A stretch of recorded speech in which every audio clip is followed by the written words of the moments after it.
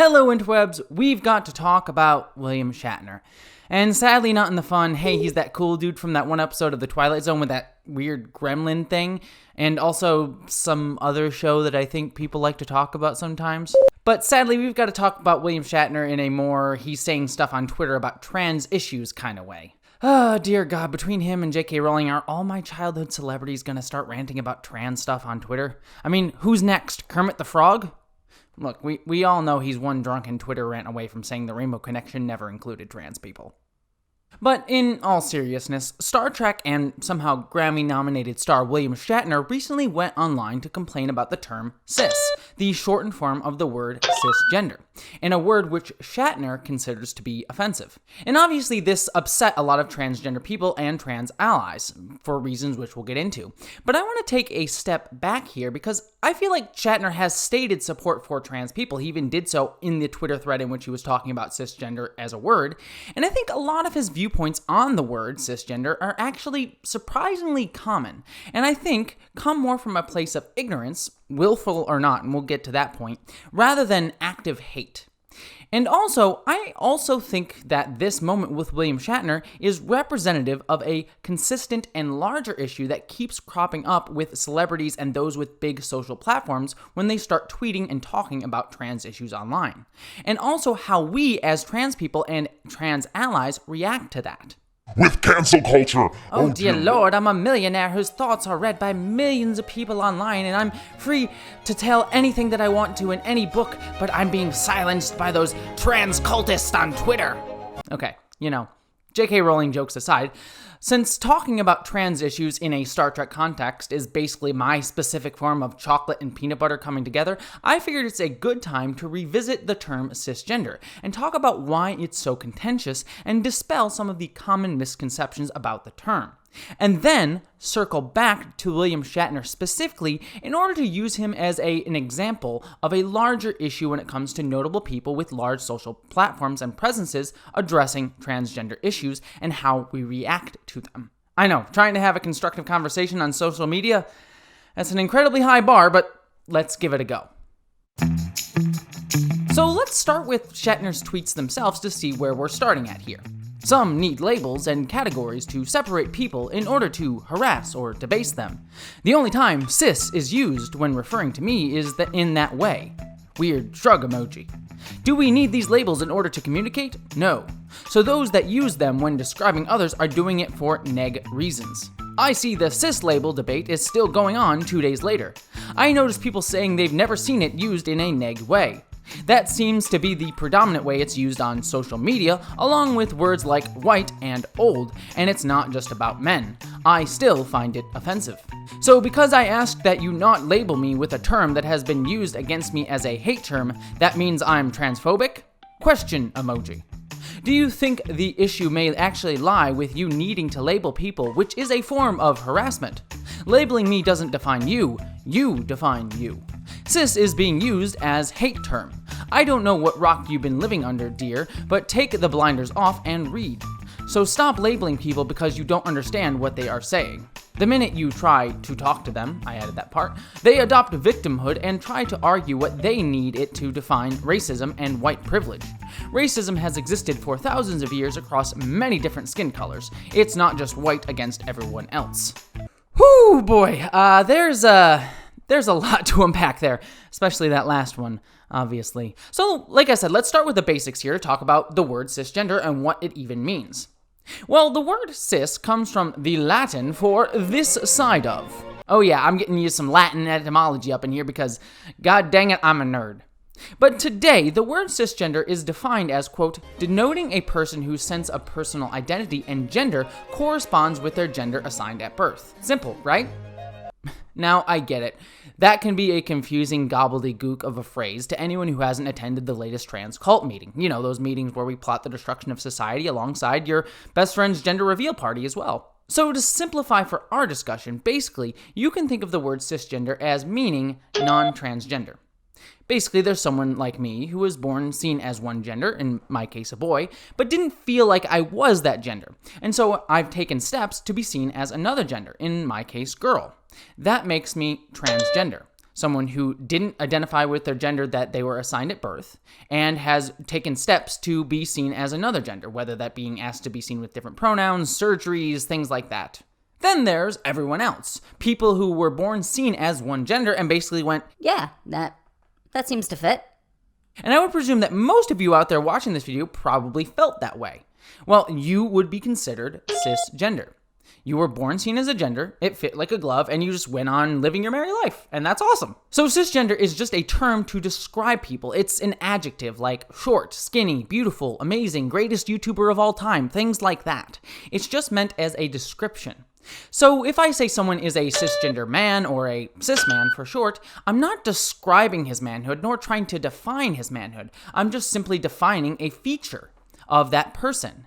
It's the same as me saying someone is a tall man, or a Christian man, or a religious man, or an Asian man.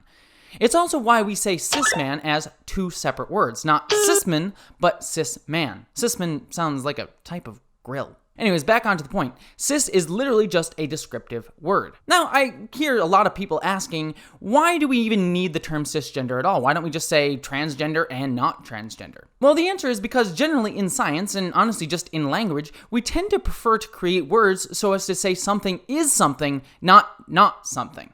Like, I don't look at a door and call it not wall all the time. The term not wall, I guess, is accurate for what a door is, but the word door just makes more sense to use. Again, it's the same reason we don't call the floor not ceiling, or a table not chair, or my hopes and dreams as not worthwhile. Sure, those are all technically correct, but they're not exactly illustrating what something is, just what it isn't. Just coming up with a term for what something is, like cisgender, rather than what it isn't, like saying non-transgender all the time, is just simpler, more specific, and clearer. But if that is true, why does the Shatman, and perhaps maybe some of you watching this video, find the term to be offensive, other than the fact that the word cis is really honestly just a terrible looking word? Look, I didn't choose it, but I think we can all agree that the letters C and S just shouldn't ever be that close together in a word. It's unnatural. But I mean, clearly, the word cisgender must have some reason that people are so bothered by it. Even people like William Shatner, who do seem to be trans supportive overall. Well, it's all about the context in which people like William Shatner and many other people encounter cisgender. You see, the word cisgender is relatively new, first coined in 1991 by a German scientist named Volkmar Sigurd in his essay, Dein transsexuellen und unsonanzmorphen Blick. God, I can't speak German. Apologies to my German viewers out there. In English, that essay means transsexuals and our nosomorphic view, which I still don't understand what that means. But anyways, cisgender didn't even come to English until around 2007. So basically, it's still not even old enough to get drunk in the United States or even drive. Or drink and drive. And it is obvious, cisgender became more popular during the explosion of mainstream awareness of transgender people in the last decade. And while the use of the term cisgender is more common in liberal media and liberal spaces, the word cisgender hasn't become widely used in many places around the country and around the world, and is often only really commonly used and known by those in the trans community or those who have experience with trans communities, something that a lot of people don't have or don't feel like they have. It's also only really ever used when there are, trans people around. Kind of like how no one talks about how you're single until your mother walks into the room and then suddenly everything's about how long it is until you're getting married. But regardless, some people, and I assume William Shatner is one of these, just don't hang out with or know a ton of trans people, and so they never really encountered the term cisgender in passing. And I mean, I myself never really encountered the term until just a few years after I came out as transgender back in 2014. But, you see, if you do hang out with people who do regularly encounter trans people or live in areas with a larger transgender community like Los Angeles, you'd find that many people often use the term cisgender in a completely normal way. For example, my roommate is a cis dude, many of my friends are cis, and many of my coworkers throughout my life have been cisgender as well. And they're all totally okay with being called cis because they know what it means and they know why it's used. Yet this isn't an experience that everyone has. However, we do tend to encounter a much larger variety of people online, including trans people. I mean, you people watching this video right now are encountering a trans person, me, only because the internet connects us. And for William Shatner, a big-time celebrity who likes to tweet so much he even talks about how he loves to tweet in his own books, most of his encounters with trans people are going to be online. And online discourse is like the inside of my brain after I watched a Zack Snyder movie. A hateful and confusing place filled with a lot of conflicting opinions that all really want to be heard but will certainly piss someone off. Okay, not really. There are honestly some really loving communities and people on social media, and honestly, I personally cherish some of the friendships I've been able to make through it. But as with so many things in our culture, a lot of stuff has been overly politicized, and social media is a place where that polarization gets extremely heated, for numerous reasons like lack of accountability, or the fact that you can easily not see someone you're talking to online as another human being, but just as an avatar with a social media account. And one issue that has been incredibly polarized has been around transgender people. I mean, look at how many laws and arguments and discussions come up about trans people all the time in the news. When most of us trans people are just trying to do our damn best to live our lives and make sure I get Star Trek videos up every single week for you guys. So often, when the term cisgender comes up online for people who are not regularly connected with trans people in everyday life, they often seeing it being used in these discussions, which are themselves polarizing.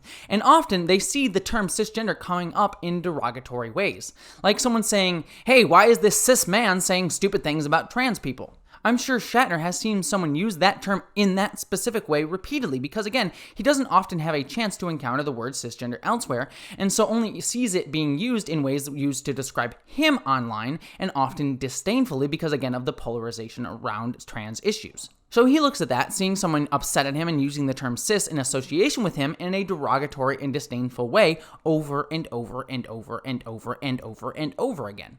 So of course he's going to assume the term itself is derogatory because that's the only context by which he has encountered the term. And I mean, to make this clearer, let's use another example that Mr. Shatner himself brings up. That seems to be the predominant way the term cis, is used on social media along with words like white and old, and it's not just about men. I still find it offensive. Shatner compares the word cis with the use of the words white and old, as they are often used derogatorily at him.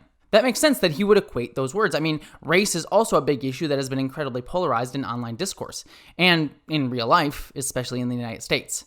And if you don't believe that, I really don't know what rock you've been living under for the last, 300 years. Or even just the last, 2 months. When someone uses the term white on social media, it's usually in these heated contexts to describe white people as, problematic or bad because, white people have kind of done some messed up crap to other races right here in America. So the term feels loaded. But really, in many contexts, the term white is just a description. I mean, I'm white. I'm definitely white. I'm literally the whitest person ever. Dear Lord, don't ever ask me to dance. Just don't. It's a bad idea. But anyways, yeah, the term white is just a descriptive word, the same as the word old. I'm totally sure that Shatner has been called old derogatorily. Ugh, this old man saying old man stuff. That is an ageist way to use the term old. It's a derogatory way to use it. But again, old is just an adjective descriptive word, just like the word white, just like the word cisgender. So Shatner's own examples illustrate how cisgender can be used derogatorily while not itself being a derogatory word. So I don't think that Shatner's rants about the term cisgender are intentionally transphobic, at least in his brain, but just come across as unaware of the term's common usage and just assuming that it's derogatory because he only encounters it in a derogatory context. Okay, so I'm going to pause here because I hope I described here why someone like William Shatner might view the word cisgender as a slur or derogatory when it's really meant to be descriptive. And if that's all you really needed to know, then feel free to stop the video here because that's the main point. But I do want to get into a little bit muddier waters here for a minute, jumping off of Shatner's last tweet. The minute you try to talk to them, they adopt victimhood and try to argue that they need it to define racism and white privilege. Racism has existed for thousands of years across many different skin colors. It's not just white against everyone else. So as I said, here's where things start to get a bit less clear. Because you see, now Shatner is talking about the opportunities he's had to learn about what I've just taught you, that cisgender is just a descriptive word and not derogatory. He talks about how he sees people trying to normalize the use of the word cisgender by claiming victimhood. So let's get into that little nugget. I've tried to lay out the history and origin of the term cisgender in the rest of this video as something clinical and scientific and just evolution of language. Just a word to describe a state of being like young or tall. But certain terms that are descriptive also have gotten wrapped up, as I've said, in political discussions. Take a look at, like I said, the racial terms of black and white. Saying black people and white people is descriptive. There are black people and there are white people, at least, our culturally, social created versions of what those definitions are. But you see, the terms black people and white people are really describing a long history of power structures within the United States, where I and Mr. Shatner live, which have historically valued white people more. The obvious example of this is the United States' long history with slavery, but as we see with recent protests for Black Lives Matter in this country, these power structures still exist today through forms like policing. Now, if you don't agree on that, sadly, that's an issue that I don't have time to devote to here, but dear God, just literally turn on any TV or a YouTube video on the topic, because that's literally our entire cultural conversation right now, other than, pandemic. But bringing it back to the point here, these same type of dynamic power structures, like the ones we see between white and black people in America, or, to use another example, rich or poor people, also exist between cisgender and trans people as well. When we're talking about white or black people, or rich or poor people, or cis or trans people, these are terms that are used to describe differentiations between people which don't really exist on an actual, level. No one is born rich or poor. No one is actually born, black or white. These are just things that we as a culture have created. Yes, someone may be born with lighter skin color or darker skin color, but the actual racial terms, how people are distinguished into groups like white or black, are culturally created, and the same really for cisgender and transgender. There are power dynamics and power structures that systemically benefit cisgender people and either don't help transgender people, or even worse, actively work off the harm towards transgender people. Again, this is a much longer conversation and list that I've done in many other videos, but to give some quick examples, there are statistics that show that transgender people are less likely to be hired, less likely to get accepted to rent an apartment, or given equal access to healthcare. So often, when we talk about cisgender people and transgender people, we are often talking about these power structures that exist and the struggle that many trans people are going through, both on a personal level and on a governmental level, to try to get equal treatment. Just as, for example, we see the same thing happening now with black people in America pushing back against systems and institutions at work that either work to exclude them or explicitly harm them. Now, I want to be clear, this is not me necessarily equating the struggle of race with the struggle of trans people in terms of scale or historical context or extent of harm done, but the basic dynamics at play are similar. So going all the way back to William Shatner's tweet, his words seem to be that he wishes to ignore these contexts, discussing institutionalized transphobia under which the term cisgender is used, and even discussions of institutionalized and personal racism when it comes to terms like white or black. I mean, he literally ends his tweet saying racism has existed for thousands of years across many different skin colors. It's not just white against everyone else. I mean, yeah, in the entire history of the world, he's not wrong. Sure, there have been times and places in human history where white folks were targets of racism. But guess what? Right here, right now, at this point in history in the United States, that's not the case. Here in the United States, it's not white people who are often oppressed based on their race, but black people. And just to say, racism always existed, so stop calling me white and stop talking about me being a white person. Is just really dismissing the very real issues that we as a culture need to talk about when it comes to helping fight for black people's rights. Similarly, the same goes for trans people and the term cisgender.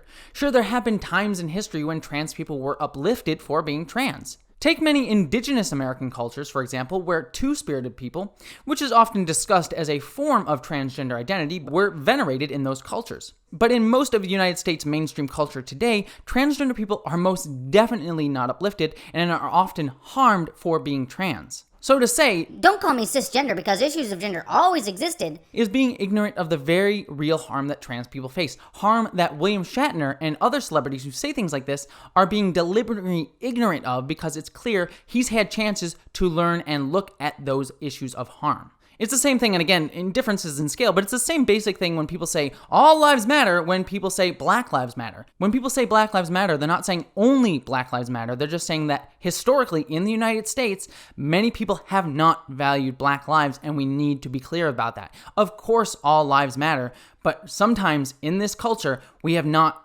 given Black lives equal weight as white lives, and that's why it's important. The same goes for when you try to dismiss the word cisgender in a all genders matter sort of way. It's disregarding the very real harm that comes to the trans community because they are trans. Now look, on this channel, I always want to assume the best possible intentions for someone's beliefs and actions.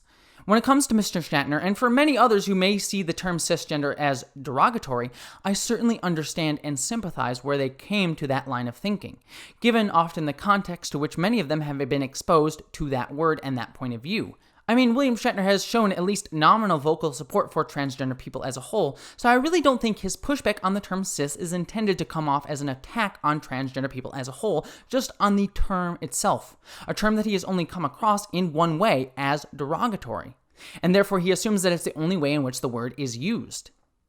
But, and here's the but, he can do the work to learn the truth behind the term.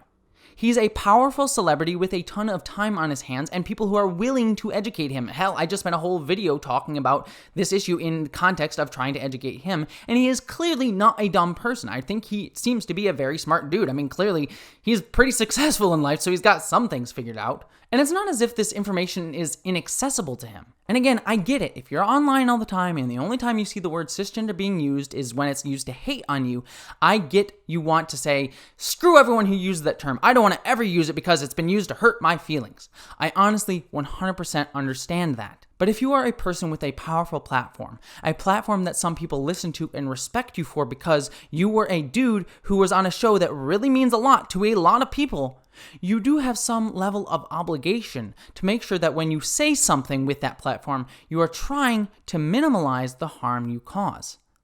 This is not me saying William Shatner shouldn't have free speech, or William Shatner should just shut up. I'm not going to say he can't say what he said, but just that what he has said can be harmful to vulnerable groups like transgender people, even if that is not his direct intention, because people respect him and his words. So it's not that he can't say these things about the term cisgender, just that he probably shouldn't, or should probably think a little bit more or research a little bit more before he says things. And even more so, I understand when people online get upset at William Shatner for saying these things, because again, his words can cause harm even if that's not his intention. The biggest and most complex problem I have with all of this is now, where do we go from here? Because, you see, Shatner has placed us in a really strange place. A place where J.K. Rowling was just a few months ago. Because, you see, a few months ago, before J.K. Rowling wrote her essay and said things about transgender people explicitly, it was discovered that she started to like tweets by transphobic people known as TERFs. And I'm not going to get into TERFs overall. If you want to know more about TERFs, here's a video up here to sort of get you more information on that term. But basically, the term TERF is akin to the word racist. The word racist is, again, just a descriptive word. We don't argue that the word racist is a slur. It's just a descriptor of something or someone that has negative views based on race. But it is also not a good thing to be a racist. Of course, most people push back against being called a racist because no one ever really thinks they are racist, even if they are the most racist a person. They don't think they're a racist in their heads. The same with TERFs. They don't want to be called TERFs because being called a TERF is a bad thing, and most people acknowledge that the term has a negative connotation. TERFs would rather be called gender critical because that term is less negative in connotation and obfuscates their harmful views, and also allows them to not cognitively deal with the mental narrative that would make them the aggressor or victimizer rather than the victim. So they argue that the term TERF is a slur word, even though it's just a descriptor. But it is a descriptor that is only used derogatorily. So when J.K. Rowling was seen looking into and possibly supporting TERFs, even before she said all the stuff about trans people recently, many trans people were upset that a woman with a powerful platform was using it to tacitly, if not directly, endorse a group that was harming trans people. And they reacted in understandable anger and called her a TERF repeatedly online. And that term, again, is descriptive, but only used in a negative context. So J.K. Rowling understandably pushed back against being called a TERF. And again, understandably reacted by not listening to the voices of the marginalized, because those were the voices who were angrily calling her a TERF, a term she did not like to be called. And instead, J.K. Rowling decided to listen to those who were telling her she was okay. That her being called a TERF was just people being mean, and they were just calling her a slur. And these people who were telling her that were other TERFs. And so this further pushed J.K. Rowling into TERF views because they were the only ones that were talking to her on a sympathetic level, thus making her more sympathetic to their harmful viewpoints, and eventually got to the point where she started publicly pushing for TERF ideology, and an ideology that, again, is harmful to trans people.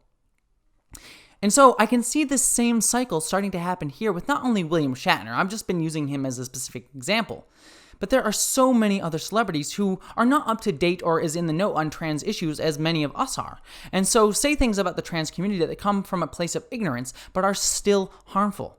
And as a reaction, I see trans people and our allies getting very understandably upset and push back against celebrities like Shatner because they are indirectly harming our community.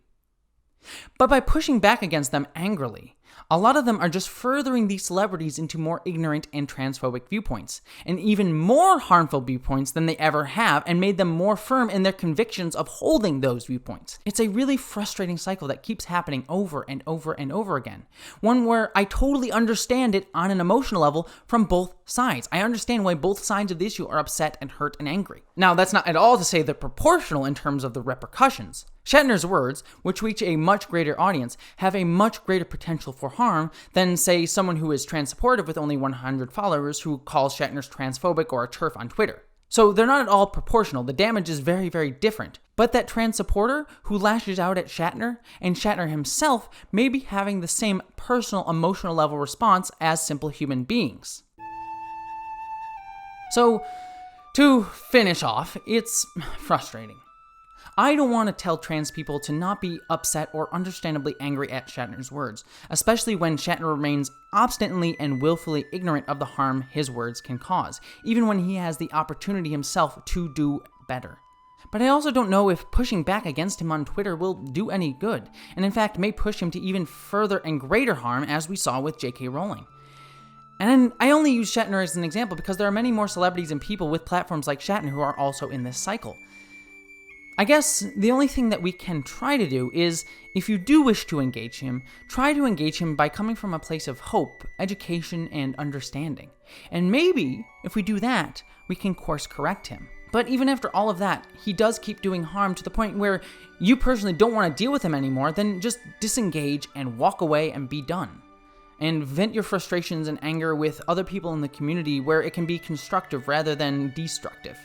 If you need to be upset and angry and vent at William Shatner, I totally understand that, but do that with a friend maybe, instead of pushing him away. And then after all of that, if it's clear there is nothing we can do and he keeps doubling down and pushing further into harmful words against the trans community, then all we can try to do is hold him accountable in proportionate measure to his words' harm. Though that last part is always the hardest because it's something society never seems to want to do. Hold people accountable for the harm their words can cause. But in the end, we all must keep pushing forward and try our best, and know that we always have each other.